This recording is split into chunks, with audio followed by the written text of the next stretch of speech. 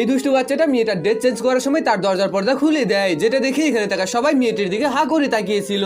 তাই মেয়েটি তাড়াহুড়ো করে ছোট্ট বাচ্চাটির কাছে এসে দরজার পর্দা ছেড়ে দিতে বলে, কিন্তু এই ছেলেটা কোনোভাবেই ছাড়ছিল না।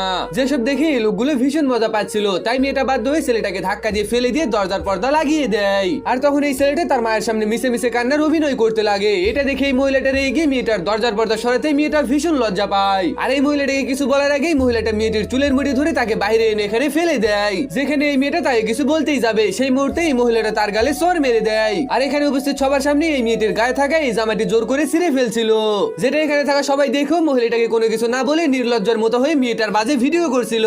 যেটা এই মেয়েটার বয়ফ্রেন্ড বাইরে থেকে দেখে তাকে বাঁচানোর জন্য আসতে লেগে তার অ্যাক্সিডেন্ট হয়ে যায়। কিন্তু তারপরেও ছেলেটা তার স্ত্রীর চিৎকার শুনে তাকে বাঁচানোর জন্য এখানে ছুটে আসে। যে এখানে এসে তার স্ত্রী এমন করুণ অবস্থা দেখে রেগে গিয়ে এই ছেলেটার ফোন ভেঙে ফেলে। আর এই মহিলাটাকে ধাক্কা দিয়ে ফেলে দিয়ে তার স্ত্রীকে তার কোট দিয়ে ঢেকে দেয়। গাইস, এই ভিডিও নেক্সট পার্ট দেখতে সাবস্ক্রাইব